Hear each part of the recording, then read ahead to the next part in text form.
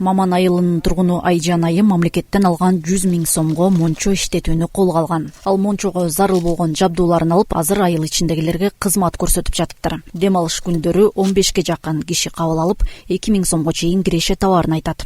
Банян орду бар болчу, өзүбүзгө жакчубуз. Анан элге жагалык деп, ошо контракт түзүп, 100 000 сом алып, чоң печка жасатып, муну кичинекей эле печка болчу.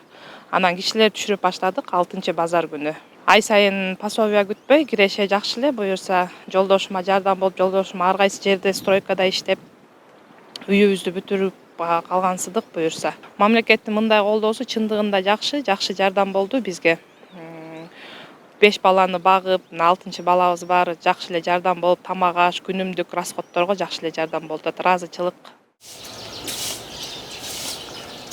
Ал эми Жаныбек мырзанын үй бүлөсү социалдык келишим аркылуу уй алып, учурда 4 түлүктүн санын көбөйтүүнүн аракетинде. Буга чейин алар 4 баласына 1200 сомдон жөлөк пул алып келген, азыр болсо күнүнө 5-6 литрден сүт өткөрүп, соц келишим жакшы натыйжа берип жатат дейт.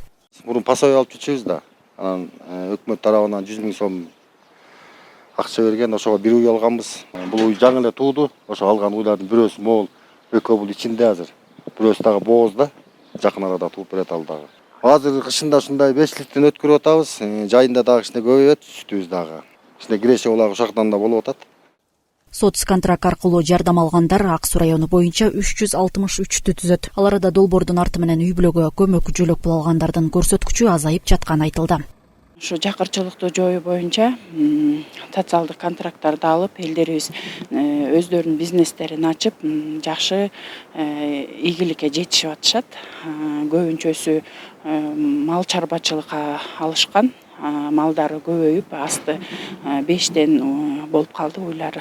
Чач тарачка алгандар бар, бардыгы ийгиликтүү иштеп жатышат.